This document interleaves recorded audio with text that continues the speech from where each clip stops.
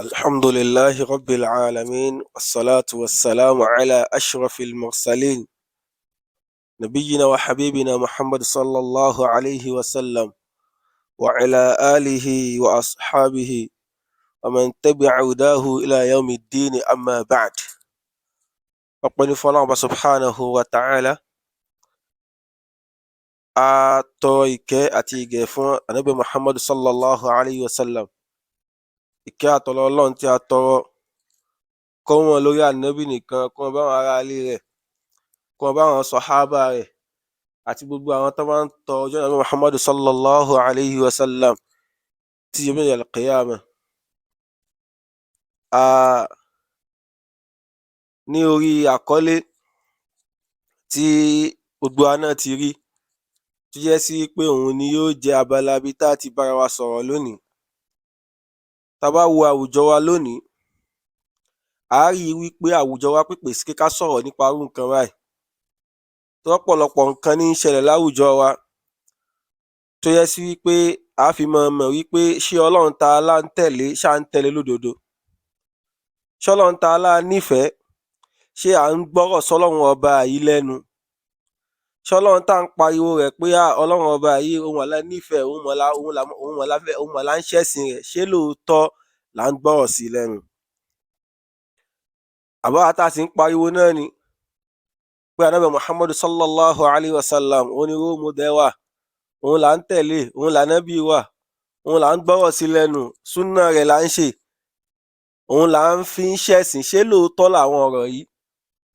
Tá a bá wo àwùjọ wa lónìí, a rí wípé ọ̀rọ̀ yìí lóòótọ́ làwọn èèyàn ń sọ lẹ́nu, ṣùgbọ́n láti fi ṣiṣẹ́ ṣe, a rí i pé a ṣàfẹ́kù ẹ̀ láwùjọ wa, tó ń túmọ̀ sí pé nǹkan yìí ó yẹ ká gbọ́yé. Àìlágbọ́yé rẹ̀ ìyẹn ní ń dá wàhálà lẹ̀, tó yẹ sí pọ̀pọ̀lọpọ̀ fi wá ń sọ nǹkan tí ò yẹ kó máa sọ, látàrí wípé ọ̀pọ̀lọpọ̀ ọ̀gọ̀rọ̀ èèyàn kò gbọ́ nǹkan tó ń ṣe yé nínú ẹ̀sìn. Eléyìí sì rèé, ó bùkátà kéèyàn mọ nǹkan téèyàn ń ṣe. Tí èèyàn bá ti mọ nǹkan téèyàn ń ṣe, lá jẹ́ kéèyàn lè mọ nǹkan téèyàn máa sọ láfẹnusọ.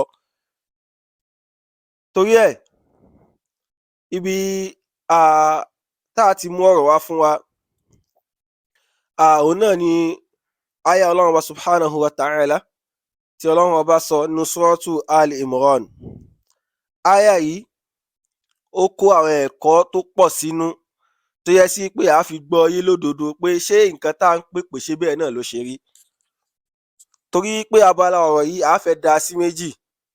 A sọ abala kan lónìí pẹ̀lú ògo Ọlọ́run subhanahu wa ta'ala. Abala kejì náà a ti jẹ́ kóun náà wáyé láti jẹ́ ká lè fi mọ pàápàá nǹkan tá à ń ṣe. Ọlọ́run subhanahu wa ta'ala, Ọlọ́run ọba sọ nínú suratu Ali Imran nínú àyá 31. Ọlọ́run subhanahu wa ta'ala ó ń bá wa sọ̀rọ̀ ń bẹ̀. Ọlọ́run ní kul in kuntum tuhibbuna Allaha fattabi'uni yuhbibkumullah. Ọlọ́run bá ní ìwà ànábì sọ fún wọn, ìwà ànábì sọ fún wọn, in kuntum tuhibbuna Allah, tó bá yẹ sí pé ẹ nífẹ̀ẹ́ Ọlọ́run ọba subhanahu wa ta'ala lódodo, tó bá yẹ sí pé òótọ́ lẹ́lẹ́ nífẹ̀ẹ́ Ọlọ́run ọba yẹn lódodo, ẹ nífẹ̀ẹ́ Ọlọ́run ọba tẹ́ ń sọ pé ẹ nífẹ̀ẹ́ Ọlọ́run ọba, fattabi'uni, ìwà ànábì sọ fún wọn pé ẹ tẹ̀lé mi ànábì sallallahu alayhi wa sallam. Sọ fún wọn bẹ́ẹ̀. Ọlọ́run ló ń sọ nínú Qur'an, suratu Ali Imran, wọn náà yìí lọ sí kó lọ́ka. Ọlọ́run sọ fún wọn pé in kuntum tuhibbuna, ànábì sọ fún wọn pé tó yẹ kán nífẹ̀ẹ́ Ọlọ́run lódodo, fattabi'uni, ẹ tẹ̀lé mi ànábì, yuhbibkumullah, ìfẹ́ yín tẹ́lẹ̀ ní sọ́lọ́run ọba yẹn, Ọlọ́run ọba wa nífẹ̀ẹ́ yín náà padà. Allahu akbar. Tó túmọ̀ sí pé ìfẹ́ tẹ́lẹ̀ ní kẹ́ tó lè rí ìfẹ́ látọ̀dọ̀ Ọlọ́run ọba subhanahu wa ta'ala náà padà sífẹ́ yín, àfi kẹ́ ẹ tẹ̀lé Ànábì Muhammad sallallahu alayhi wa sallam, kẹ́ ẹ mú lóhun lẹni tí ẹ fi ṣe altọ́nà yín. Ọlọ́run wa ní kí tẹ́ bá ti wá ṣe léyìí o, wa yaghfiru lakum dhunubakum, tẹ́ ẹ bá ti nífẹ̀ẹ́ Ọlọ́run, tó yá kẹ́ ẹ bá ti tẹ̀lé Ànábì sallallahu alayhi wa sallam pẹ̀lú pẹ́lẹ́ nífẹ̀ẹ́ Ọlọ́run lódodo yẹn, wa yaghfiru lakum dhunubakum, Ọlọ́run máa ṣe àforíjì ẹ̀ṣẹ̀ rí fún yín. Wallahu ghafurur rahim, Ọlọ́run tẹ́ sì rí yìí, Ọlọ́run ọba aláforíjì ni, ọba tí sì máa ń kẹ́ ẹrú rẹ̀ ni. Àyá yìí nínú àwọn àyá tó yẹ sí pé ó jẹ́ kó fi clear fún wa wípé ìnífẹ̀ẹ́ ọlọ́run ọba subhanahu wa ta'ala òun náà ni ká mọ tẹ̀lé Ànábì Muhammad sallallahu alayhi wa sallam. tó fi jẹ́ sí pé àfáà wa àgbà nínú àwọn àfáà onítẹ̀fsír tán jẹ́ àfáà àgbà, àfáà wa Ibn Kathir rahimahullahu ta'ala, bàtà ń ṣàlàyé àyà yìí wọ́n ní pé hadhihi al-ayatul karima, wọ́n ní pé ẹ̀rí àyà alápọ̀nlé ta kà fúnra wa yìí, àyà ta kà yìí hakimatun ala kulli man idda'a mahabbatallah. àfáà ní pé àyà ta kà fúnra wa, àyà alápọ̀nlé yìí sì ó ń jẹ́ kí nìyẹn o, ó ń jẹ́ ìdájọ́ lórí gbogbo àwọn tán máa ń pèpè fáwọn nífẹ̀ẹ́ Ọlọ́run Ọba subhanahu wa ta'ala. kí wá ní nǹkan tó ń tẹ̀lé lẹ́wọ̀n ni pé walaysa huwa ala tariqatil muhammadiyya. wọ́n ní pé àyà àtàkà fún wa yìí ó ń jẹ́ kí nìyẹn, ó ń jẹ́ ìdájọ́ lórí gbogbo àwọn tó wá ní àwọn nífẹ̀ẹ́ Ọlọ́run, àwọn kí nìyẹn o, àwọn nífẹ̀ẹ́ tán kókó àwọn nífẹ̀ẹ́ Ọlọ́run Ọba. walaysa ala tariqatil muhammadiyya, tán wá sí lójú ọ̀nà nabi muhammad sallallahu alayhi wa sallam, tán ta ojú ọ̀nà nabi kọjá, tán fẹnu tẹ́ńbẹ́lú ọ̀rọ̀ nabi muhammad sallallahu alayhi wa sallam. afáwa tẹ̀síwájú wọ́n ní ké fa innahu, ẹgbọ́ o, fa innahu kadhibun fi da'wah, ẹni tó ń sọ pé òun nífẹ̀ẹ́ Ọlọ́run Ọba subhanahu wa ta'ala yìí, tó wáyé sí pé kò sí lójú ọ̀nà ànábì, kò mọ́ tẹ̀lé ìwà ànábì sallallahu alaihi wasallam lójú ọ̀nà rẹ̀, fa innahu kadhib, ẹni yìí ń parọ́ ni. tó túmọ̀ sí kẹ́ni tó wá lóhun nífẹ̀ẹ́ Ọlọ́run Ọba subhanahu wa ta'ala tí ó wáyé sí pé ànábì ló fi ń ṣe atọ́nà ẹni tó ń tẹ̀lé, tó yẹ sí pé ó ń tẹ̀lé súnà Muhammad sallallahu alaihi wasallam dé ọ̀dọ̀ Ọlọ́run Ọba subhanahu tó fi ń ṣe súnà Muhammad sallallahu tó ń ṣe súnà rẹ̀. àfáà ní kékeré ni ìwé ẹni báyìí o, fa innahu kadhibun, ìwé ẹni báyìí ẹni tó ń parọ́ ni, fi da'wahu, nǹkan tó ń pè yẹn, nǹkan tó ń sọ yẹn o, irọ́ ló ń pa ńbẹ̀. afáwa tẹ̀síwájú wọ́n gbé hatta yattabi'a ash-shar'a al-muhammadi wad-din an-nabawi, ìwé ẹni báyìí tí àwọn ìjókòó ni àfìgbà tó bá tó ń tẹ̀lé àwọn òfin tó jẹ́ òfin ànábì Muhammad sallallahu alaihi wasallam tó fi kí n tó fi lọ́lẹ̀ fún wa, tọ́nà bá parí kó fi lọ́lẹ̀ fún wa, wad-din an-nabawi, àti àwọn nǹkan tó jẹ́ ẹ̀sìn tó yẹ sí pé ànábì Ọlọ́run subhanahu wa ta'ala fi kọ́ ànábì pé kí nìyẹn pé kó fi kọ́ wa. ó dìgbà tẹ́nìyẹn wá tó ń ṣe àwọn nǹkan wọ̀nyí, tó ń tọ ojú ànábì sallallahu alaihi wasallam, tó ń ṣe àwọn ìjọsìn tánàbí pa aláṣẹ pé ká ṣe tó ẹsẹ kọlọ ànábì tánàbí tó wà nínú súnà rẹ̀, tó sì ń ṣe ẹ̀sìn gẹ́gẹ́ bí ànábì náà ṣe ṣe, ìgbà ẹlẹ́ni òní ti jẹ́ òpó ọmọ pẹ̀lú gbólóhùn nífẹ̀ẹ́ Ọlọ́run Ọba subhanahu wa ta'ala fi jami'i aqwalihi, tó ẹ́ sí pé gbogbo ọ̀rọ̀ rẹ̀ láyé a fi mọ́ jẹ́ sí kó fi ń tẹ̀lé Ànábì Muhammad sallallahu alaihi wasallam, ó fi ń gbọ́rọ̀ sí lẹ́nu, wa ahwalihi, àti gbogbo òṣèṣì rẹ̀ a fi mọ́ gbọ́rọ̀ sí ànábì lẹ́nu.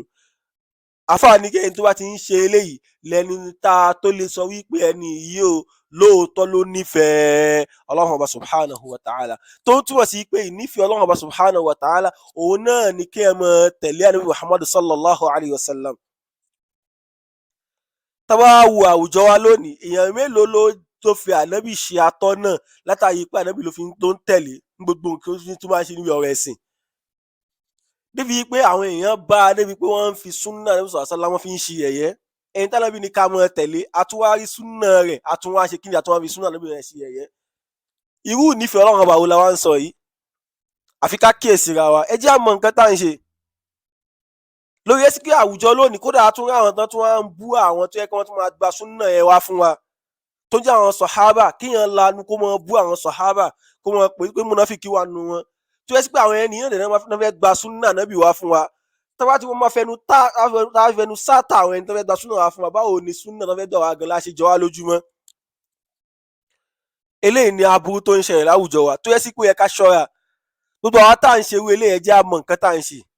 tó yẹ pé sí Islam la fẹ́ ṣe lóòótọ́ ni, ó yẹ ká mọ̀ wípé kí n tà lé gbọ̀nà kankan ṣe Islam yìí àfi ká la ojú ọ̀nà Muhammad sallallahu alaihi wasallam ni. báwo la yẹ wá fẹ́ rí súnà Muhammad sallallahu yìí àfi kékeré nìyẹn o, àfi ká lọ wọnú àwọn tó gba súnà rẹ̀ wá. àwọn wo náà ni òun náà làwọn sahaba radiyallahu anhum jami'a.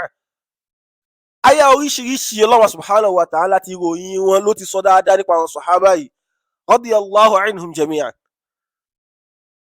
àwọn àyà oríṣiríṣi àti sọ́mi àwọn ìdánilẹ́kọ̀ọ́ yẹ kó ti síwájú ti pẹ́ fún tàbí mú àyà tó fi ń tọ́ka sí pé àwọn sàhábà yìí ẹni àpọ́nlé ni wọ́n, so abala yìí ẹ jẹ́ àkíyèsí tó yẹ sí pé ká mọ̀ wípé Ànábì Muhammad sallallahu alaihi wasallam òun lẹni tá a máa tẹ̀lé láti fi rí ẹ̀sìn ṣe. Tá bá fẹ́ rí ẹ̀sìn ṣe bó ṣe yẹ ká ṣe, a gbọ́dọ̀ wo súnà rẹ̀ báwo lòun náà ṣe ṣe. Àwa lè mọ bá yẹ fẹ́ ṣe, àfi ká rí pé àwọn tí wọ́n gbà lògbà nínú àwọn sàhábà àwọn náà máa gbà wá fún wa. Tá bá ti wá ń sọ̀rọ̀ burúkú nípa àwọn ẹni báyìí, báwo la fẹ́ pé kí ni báwo la fẹ́ rí súnà tó yẹ ká tẹ̀lé mu, báwo la fẹ́ nífẹ̀ẹ́ Ọlọ́run lódodo. Ya man tadda'i hubba Allah, ìwọ tó ń lọ nífẹ̀ẹ́ Ọlọ́run wa subhanahu wa ta'ala, tó ló ń ṣẹ̀sìn, tó ló ń ṣe Islam, tó yẹ sí kó wá ń fẹnu tẹ́ńbẹ́lẹ̀ súnà, ó fi ń fẹnu tẹ́ńbẹ́lẹ̀ àwọn sàhábà, tó yẹ sí pé àwọn náà làwọn tó kàn fẹ́ gba súnà wá fún wa, tó yẹ pé àwọn náà làwọn tó fẹ́ gba ọ̀rọ̀ ànábì wá fún wa, tó yẹ sí pé ìrun tí àwa náà ń kí Ọlọ́run subhanahu wa ta'ala pààyè ká kírun ní Kùránì, ànábì ló practice ìrun fún wa, àwọn òun náà gbà bó ṣe kírun wa, àwọn sàhábà radiyallahu anhum. Àwẹ̀ náà là ń gbà yìí, àwọn sàhábà náà ànábì ṣe gbàwẹ̀ wa, zaka wa, gbogbo nǹkan ọ̀rọ̀ ẹ̀sìn wa ànábì practice ẹ̀ fún wa, àwọn sì gbà wá fún wa. Ìwà àwọn ẹni báyìí ṣáwọn ló yẹ ká mọ tẹnu àbùkù wọlé, ká mọ sọ̀rọ̀ burúkú sí wọn, ká mọ fi wọn ká wá sọ wọn dìpanu. Àwọn tó yẹ sí pé wọn jẹ́ wọn kankan, ká mọ ṣàdúrà fún wọn náà lọ. tọ́wọ́ subhanahu wa ta'ala ti sọ fún wa pé wala taj'al fi qulubina ghillan lilladhina amanu. Ọlọ́wọ́ ní kí wọ́n ṣàdúrà kí wọ́n lọ́wọ́ mọ́ fi kínìyàn, mọ́ fi kèéta, mọ́ fi ẹ̀tanú fi ẹ̀mí wa sáwọn tó ti síwájú wa níbi ìgbàgbọ́. Àbí abala yóò yẹ ká kíyèsí, ó yẹ káwa náà ti ẹ̀ pé wa sí láàká ẹ̀ka wò. Ṣèbáwa náà mọ̀ wípé tá bá ti ń bú ẹni tó bá wà pẹ̀lú ẹni tí ká bá lápẹ̀lẹ́ ẹni náà láti ń tàbùkù bá nìyẹn. Tá bá wo àwọn tó ń fẹnu àbùkù kan àwọn sàhábà yìí sìn, a rí i pé wọ́n ń pọ́n àwọn ọmọ àfa wọn lé, tó yẹ kí wọ́n fẹ́ kí èrà kankan kan ọmọ àfa wọn. Kí ló mọ fún wọn pọ́n ọmọ àfa wọn lé ju pé wọ́n rí i pé kí nìyẹn o, tẹnu àbùkù bá ti ń kan ọmọ àfa wọn, àbùkù ti ń kan àfa wọn ni, ká tó wá sọ ànábì Muhammadu sallallahu alayhi wa sallam. Tó bá ti ń fẹnu àbùkù kan àwọn sàhábà, ó ti ń fẹnu àbùkù kan ànábì Muhammadu sallallahu alayhi wa sallam náà nìyẹn. Tó wọ́n ti ń sọ pé ànábì ò bá yẹn ní rìnrìn nìyẹn. Ṣé jẹ́ àkíyèsí, ẹ jẹ́ àmọ̀ nǹkan tá à ń ṣe. Tó yẹ sí pé ọ̀rọ̀ àwọn àfa wa lè mọ ká wa lára, tó yẹ pé ọ̀ràn tó àwọn sàhábà radiyallahu anhum, kí wàá la fẹ́ máa sọ pé kọ́ àwọn sàhábà ká wa lára, sí káwọn la máa yọnu sí. Àwọn tó yẹ sí pé ká máa ṣàdúrà fún káwọn náà mọ lè ká wà lánàá fẹ́ ṣoríire. Torí ìdí eléyìí, áyà yìí bí nínú àwọn áyà tó yẹ sí kó ṣe pàtàkì púpọ̀ ni, tó yẹ sí pé ó ń tọ́ka wa lọ síbi pé ká tó lè sọ pé a nífẹ̀ẹ́ Ọlọ́run subhanahu wa ta'ala lódodo, àgbójú ànábì sallallahu àgbà kọjá ni, àkọ́kọ́ tẹ̀lé ànábì náà. Báwo la ṣe fẹ́ tẹ̀lé ànábì yẹn, àwọn ọkọ̀ wa báwo lànábì náà ṣe, kí nìyẹn o, báwo lànábì ṣe ṣe. Àwa ni wáyé fẹ́ ṣe, àfi ká wá àwọn tán gba ọ̀rọ̀ ànábì Muhammad sallallahu àwọn tí wọ́n gbà wá, bẹ́ẹ̀ náà la tó lè fi kíni la tó lè dé ibi tí à ń lọ. Eléyìí nínú àwọn abala tí ó yẹ ká gbìyànjú ká kíyèsí púpọ̀ ni, tó yẹ sí kẹta bá gbọ́ yé yóò ràn wá lọ́wọ́ níbi abala ẹ̀sìn wa, yóò sì yẹ ká fi mọ̀ nǹkan tá à ń ṣe nínú ẹ̀sìn. Abẹ́lẹ́ subhanahu wa ta'ala kọ́lọ́n kó ṣe àgbọ́yé ẹ̀sìn rẹ̀ fún wa. Ọlọ́run má ṣe bá ní ṣàlékún kẹ́ àti ìgẹ̀ fún ànábì Muhammad sallallahu alaihi wasallam, kó wá bá ní yọ́nú sí àwọn sàhábà radiyallahu anhum, jẹ́ bá ní yọ́nú sí gbogbo wọn lápapọ̀ láti fi tó ti bẹ̀rẹ̀ níbi tó parí sí, bá ní fi wọ́n sí àyè kẹ́ àyè ìgẹ̀, bá ní yọ́nú sí wọn, kó wá ṣàánú àwọn tí wọ́n tẹ̀lé wọn náà àtàwọn náà tí wọ́n yà al-qiyamah. eléyìí àdánù dó sí rẹ̀ pẹ̀lú ògo Allah subhanahu wa ta'ala. Subhanakallahumma wa bihamdik, ashhadu an la ilaha illa ant, astaghfiruka wa atubu ilayk.